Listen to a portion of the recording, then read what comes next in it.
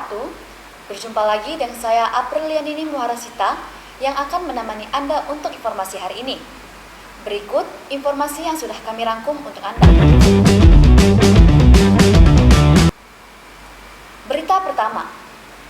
Teganya seorang suami bernama Rizal, 30 tahun, warga perumahan Divisi 6, nomor B4 PT Surya Bumi Agro Langgeng Desa Pagerjati, Kecamatan Benakat, Kabupaten Muara Enim, yang tega menganiaya istri sirinya, Yeti Septarini, 26 tahun. Perbuatan Rizal tersebut menyebabkan sang istri menderita luka serius dan harus meregang nyawa setelah dianiaya oleh sang suami. Berkat kesigapan polisi, pelaku yang merupakan suami korban diamankan dan ditahan di Mapolsek Gunung Megang.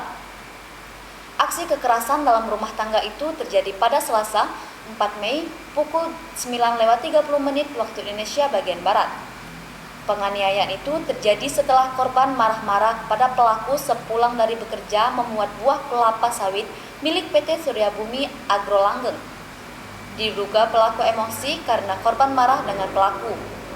Kapolres Muara Enim AKBP Dani Sianipars SIK melalui Kapolsek Gunung Megang AKP Herli Setiawan SHMH Rabu 5 Mei mengatakan keributan kembali terjadi setelah korban menuduh pelaku main handphone di tempat kerjanya dan menuduh ada wanita lain. Pelaku berusaha menasehati korban untuk berhenti mengoceh karena malu didengar tetangga. Namun nasihat pelaku dianggap angin lalu. Mendengar ucapan kata-kata kasar korban tersebut ketika pelaku emosi dan mengambil alat untuk memuat buah sawit atau tonjok yang terletak di dekat dinding rumahnya. Lalu, pelaku langsung mendekati korban dari arah belakang yang saat itu sedang berada berdiri di teras rumah. Pelaku memukul dengan tonjok tersebut ke bagian kepala belakang korban sebanyak 2 kali yang membuat korban jatuh tersungkur tidak bergerak. Berita kedua.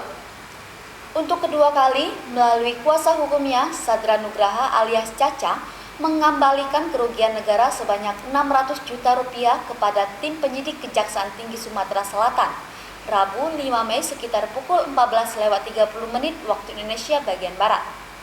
Sebelumnya, kuasa hukum PT Geovani Bersaudara Sukses Abadi ini pada Senin 26 April sekitar pukul 15:15 waktu Indonesia bagian Barat telah mengembalikan kerugian negara sebanyak 2 miliar dalam kasus dugaan korupsi proyek pembangunan Cor Jalan Pelabuhan Dalam Indralaya, Kabupaten Ogan Ilir atau OI. Kasipenkum Kejati Sumsel Kaidirman membenarkan bahwa pengembalian tersebut merupakan tindak lanjuti dari pengembalian sebelumnya.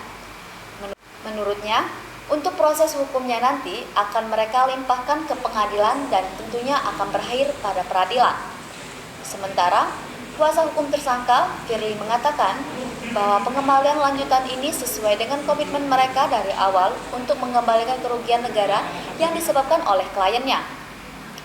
Diberitakan sebelumnya, Kasipenkum Kejati Sumsel, Haidirman menjelaskan, tersangka telah merugikan uang negara sekitar 3 miliar dan akibat perbuatannya itu tersangka dikenakan pasal 2 dan 3 Undang-Undang Nomor 31 Tahun 1999 yang telah diubah dengan Undang-Undang Nomor 20 Tahun 2001 tentang tindak pemberantasan korupsi. Informasi tadi sekaligus menutup perjumpaan kita pada hari ini. Terus nantikan informasi terbaru yang akan kami sajikan untuk Anda. Saya Aprilianini Muharasita mohon undur diri. Terima kasih. Wassalamualaikum warahmatullahi wabarakatuh.